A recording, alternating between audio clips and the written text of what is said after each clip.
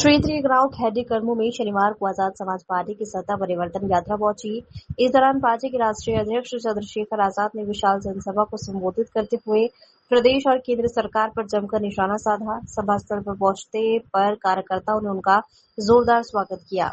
जनसभा को संबोधित करते हुए चंद्रशेखर आजाद ने चुनावी व्यवस्था पर सवाल उठाते हुए कहा कि एसआईआर और ईवीएम के जरिए निष्पक्ष चुनाव संभव नहीं है।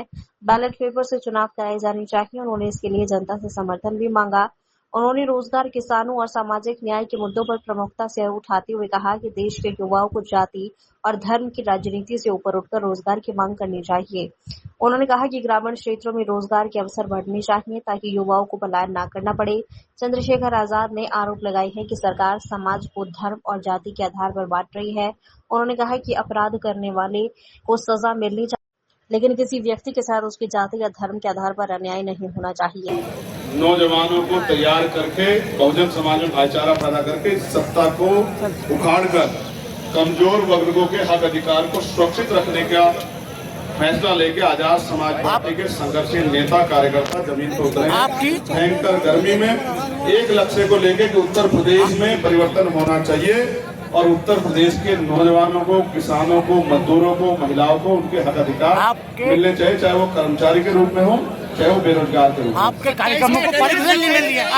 आपके कार्यक्रमों को परमिशन नहीं मिली है। बिल्कुल सरकार की तानाशाही है। आप इसका विरोध कहाँ से कहाँ तक करेंगे? देखो, विरोध तो जो परमिशन और तमाम तरह की चीजें करके डिस्टर्ब करके इन्होंने हमारे लोगों का अपमान किया है, इसको हमारे लोग भूलेंगे नहीं। यहाँ से जाने के बाद गाँव-गाँव जाके बताएंगे कि सरकार हमारे लोगों का दमन कर रही है, हमारे भाई का अपमान कर रही है, हमारे अधिकारों का हनन कर रहे हैं, संविधान का वायलेशन कर रही है।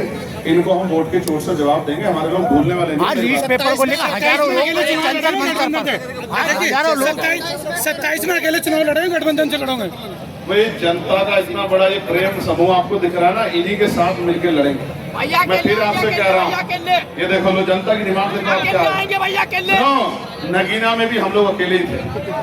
आप लोग वहां नहीं जा पाए क्योंकि आपको इधर का देखना था। नगीना में सब लोग मजाक बना रहे थे हमारी पार्टी संगठन का कि इनको 10,000 वोट, इनको 20,000, 50,000 मिल जाएंगे।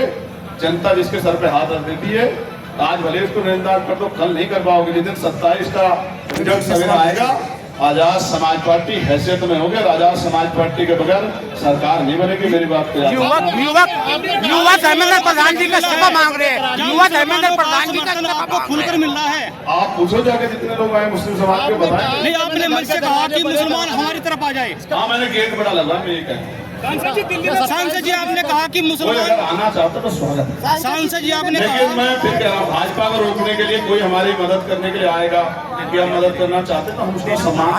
हजारों युवा जंतर मंतर पर प्रदर्शन कर रहे हैं। सरकार ने नौजवानों को बर्बाद कर दिया है। धर्मेंद्र प्रधान जी का इस्तीफा होना चाहिए, नहीं होना चाहिए? धर्मेंद्र प्रधान लीक कराने वाले मंत्री जी का इस्तीफा होना चाहिए। धर्मेंद्र प्रधान जी का इस्तीफा होना चाहिए। मोदी जी क्यों नहीं सुन रहे हैं? शिक्षा मंत्री नहीं चाहिए नौजवानों का। मोदी जी क्यों नहीं सुन रहे हैं? सरकार मोदी जी युवाओं की मोदी जी क्यों नहीं सुन रहे हैं? आज तक कहाँ सुनी है उन्होंने? वो तो 2 करोड़ रोजगार दे रहे थे, कहाँ है वो? आपके बच्चों को मिला हो तो मुझे बता दो। भैया जी, पत्रकारों के लिए क्या ऑप्शन रहेगा? देखो, पत्रकारों के लिए भी सुन लो। खांटी पत्रकारिता करने वाले ईमानदार पत्रकार तो कहीं और रहते। सच्चे पत्रकारों को वेतन भी देंगे और पेंशन भी देंगे, दोनों काम करेंगे। पॉलिसी बनाकर उत्तर प्रदेश में। मेरी बात को आप याद आज रिकॉर्ड करके रख लेना, रिकॉर्ड करके रख लेना। पत्रकार, सच्चे पत्रकार को, ईमानदार वाले नहीं जो वो लखनऊ में, दिल्ली बैठे हैं, सच्चे पत्रकारों को वेतन भी देंगे, पेंशन भी देंगे, उनकी सुरक्षा भी करेंगे। आपकी पार्टी हमारी आलोचना करेंगे तो आलोचना से सीख लेंगे, जहाँ गलती है उसको ठीक करेंगे, लेकिन उन पर मुकदमे करके उनको जेल नहीं। राष्ट्रपति घोषित करने में आपकी पार्टी क्या मुद्दे वो भाई, वो तो आज आंदोलन कर रहे हैं। मैं तो 15 साल से ये काम कर रहा हूँ। लेकिन फिर मैं कह रहा हूँ ना, यहाँ जाति धर्म संप्रदाय बटा है। अब वो कहते हैं ना कि भाई अपने घर में ढूंढो, तो इधर उधर क्यों ढूंढ रहे हो? आपके घर में बहुत लड़ाके बैठे हैं आपके हक अधिकार की लड़ाई को लड़ने वाले। मुझसे ज्यादा आंदोलन करिए कि जंतर मंतर में किसी ने? जब एनआरसी में मुसलमान अकेला खड़ा था, अकेला चंद्रशेखर खड़ा था, लाठी खा रहा था, जेल जा रहा था। जब किसान आंदोलन का 13 महीने उनके साथ रात भर जाके चंद्रशेखर आजाद खड़ा था। जब पहलवान बेटियां संघर्ष कर रही थी, उनके आवाज उठाने के लिए चंद्रशेखर आजाद खड़ा था। जब रवि गुरु रविदास गढ़ तोड़ दिया गया और 66 दिन तक जेल में लाठियां खा रहा चंद्रशेखर आजाद था। आजाद समाज पार्टी भीमार्मी के लोग थे। जब नौजवानों के साथ उनहत्तर शिक्षक भर्ती में घोटाला हुआ तो 5 दिन सड़क पे खड़ के लेट के आंदोलन कर रहा था चंद्रशेखर आजाद। मैं फिर कह रहा हूँ, मीडिया नहीं दिखाएगी तो इसका मतलब थोड़ा ही कि भाई हमारे लोग तक खबर नहीं जाएगी और सोशल मीडिया से खबर जाएगी। समाजवादी कह रहे हैं कि ओवैसी का साथ लेना चाहिए, पार्टी को ओवैसी का साथ लेना चाहिए। ट्रेड डील नहीं है, किसानों को निपटाने की डील है। सरकार बड़ी समझदार है, एक करके निपटा रही है। अब किसान टारगेट पे है, किसान पे आंच नहीं आने देंगे। मेरी बात पे याद रखना। ओवैसी की तरह आपको बीटीएम